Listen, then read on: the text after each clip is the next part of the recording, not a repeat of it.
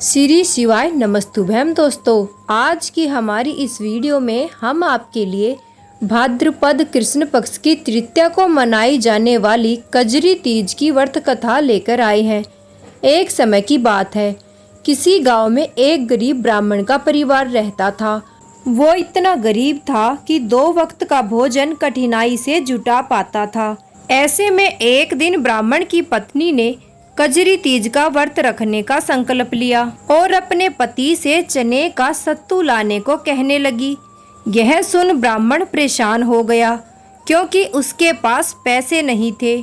वो सत्तू कहाँ से लाए? पत्नी की जिद के आगे लाचार होकर ब्राह्मण साहूकार की दुकान पर पहुंचा। वहां उसने देखा कि साहूकार सो रहा है। ऐसे में ब्राह्मण चुपचाप दुकान में गया और सत्तू उठाने लगा। इतने में साहूकार की नींद खुल गई। उसने ब्राह्मण को देखा तो उसे पकड़ लिया और जोर जोर से चिल्लाने लगा, चोर चोर। तब ब्राह्मण बोला कि मैं चोर नहीं हूँ और केवल चने का सत्तू लेने आया था, क्योंकि मेरी पत्नी ने कजरी तीज का व्रत किया था, जिसके लिए चने का सत्तू चाहिए। यह सुनकर साहूकार ने ब्राह्मण की तलाशी ली तो ब्राह्मण के पास कुछ भी नहीं मिला।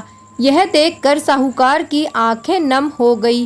वह ब्राह्मण से बोला कि आज से मैं तुम्हारी पत्नी को अपनी बहन मानता हूँ। इसके बाद साहूकार ने ब्राह्मण को पैसे और घर का सामान देकर विदा किया।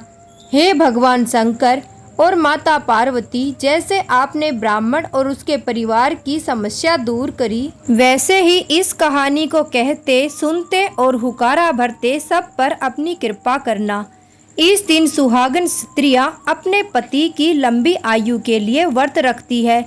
ऐसी मान्यता है कि इस दिन व्रत करने से भगवान शिव और माता पार्वती प्रसन्न होकर सुखी दाम्पत्य जीवन का वरदान देते हैं।